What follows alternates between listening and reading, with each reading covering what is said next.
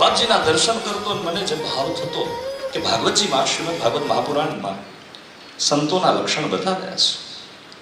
તિતિક્ષવ કારુણિકા સુહૃદ સર્વદેહિના અજાત શત્રવ શાંતા.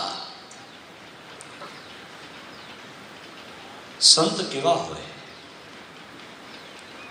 જ્યારે એના જીવનમાં અધ્યાત્મનું તેજ વધે ને પછી બાપા એની આંખો એની ઓળખાણ હોય.